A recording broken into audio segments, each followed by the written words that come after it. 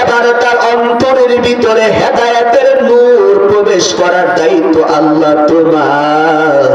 ওই মহিলা নামাজ শেষ করলো। নামাজ শেষ করার পরে ভাইদের মুস্তামির পা ধরে বলতেছেন, আল্লাহর ওলি, আপনি আমাকে এত কৌশল করে এখান থেকে ফিরাবেন জানি না। ও আল্লাহর ওলি ভাইজি, এখন যদি আপনি আমাকে তওবা না করাইয়া দেন তাহলে। বাইদির বুস্তামি রহমাতুল্লাহ আলাইহি এবার বলেন, তোমরা কি জানো ওই মহিলার ডিমান্ড কত? বলে হ্যাঁ জানি। কত দিরহাম? বলে ওই মহিলার প্রতি যুবকের থেকে 200 দিরহাম নেয়। কয় দিরহাম? ওই যুগের 200 দিরহাম। আর এই যুগে কত টাকা? বাইদির বুস্তামি রহমাতুল্লাহ আলাইহি এবার জানাইয়া দিলেন, ঠিক আছে তোমরা এবার চলিয়া যাও।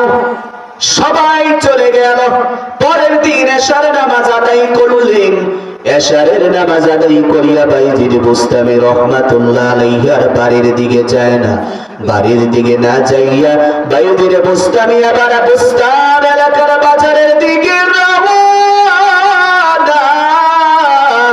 যখন বাইজির বুস্তামি ওই বুস্তান এলাকার বাজারে গিয়া ওই মহিলা, ওই পতিতলায়ের মহিলার ঘরের দরজায় গিয়ে তিনি বসে পড়েছেন। বসে থাকার পরে ওই দিন যতগুলো যুবক আসে এক নজরে দেখে আমাদের এলাকার সবচাইতে বড় আল্লাহওয়ালা বাইজিদ বুস্তামি এখানে বসা। দেখা মাত্রই তারা ওখান থেকে পালায়ন করে, পালাইয়া চলিয়া যায়। আর কেউ এদিকে আসে না। ওই দিন দীর্ঘ রাত হয়ে যায়। রাত হয়ে যায় কিন্তু ওই মহিলার কাছে কোনো কাস্টমার নাই। কাস্টমার না থাকার কারণে মহিলা তার খাদেমাকে পাঠাইয়া বলেন, দেখো অন্য দিন তো এই সময় কাস্টমারের ভিড় থাকে, আজকে তো কোনো কাস্টমার দেখি না, কারণ কি? যাও ওই খাদেমা ঈশা দেখে ঘরের দরজায় একজন আল্লাহওয়ালা বাইজিদ বুস্তামি অপেক্ষা করতেছে, বসে আছে। বাইজিদ বুস্তামিকে দেখে মেয়েটা বলতেছে, আপনি এখানে কি করেন? বলে আমি তো ওনার কাস্টমার। বলে কিভাবে আপনি কাস্টমার? বলে হ্যাঁ আমি কাস্টমার। এবার মহিলাটা, ওই মেয়েটা বলতেছে, আপনি কি জানেন তার ডিমান্ড কত? বলে জানি। কত? 200 দিরহাম। 200 দিরহাম আমি নিজেও জোগাড় করে এসেছি। যাও তুমি ভিতরে গিয়ে মহিলাকে বলো।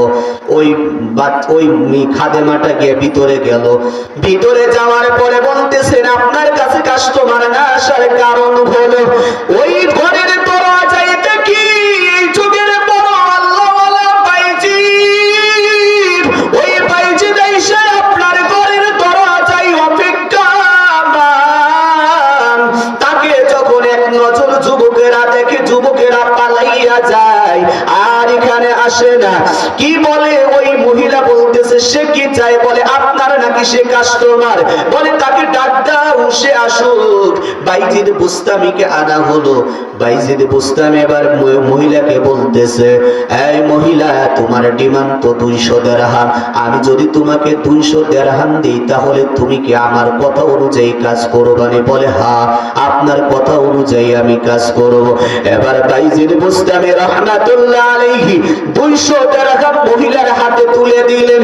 মহিলার হাতে তুলে দেওয়ার পর এবার মহিলাকে বলতেছে, এবার আমার আদেশ অনুযায়ী তোমার কাজ করিতে হবে। মহিলা বলে হ্যাঁ, এখন তো আপনার কথা অনুযায়ী আমার চলতে হবে। বাইজিদ বলে ঠিক আছে, তাহলে একটা কাজ করো, এই যেই পোশাক পরিহিত আছে এই পোশাক পাল্টায় আসো, ভালো পোশাক পরে আসো, আমি এই পোশাকে আপনাকে দেখব না। বাইজিদ বুস্তামির কথা অনুযায়ী ওই মহিলা গিয়া পোশাকটা চেঞ্জ করে আসলো, পরিবর্তন করে আসলো। পরিবর্তন করে আসার পরে এবার বাইজিদ বুস্তামি মহিলাকে বলি, তুমি তো আমার কথা অনুযায়ী কাজ করবা, যাও এবার তুমি ওযুর পানি দিয়ে ওযু করে আসো। ওই মহিলা গিয়া ওযু করলেন। ওযু করার পর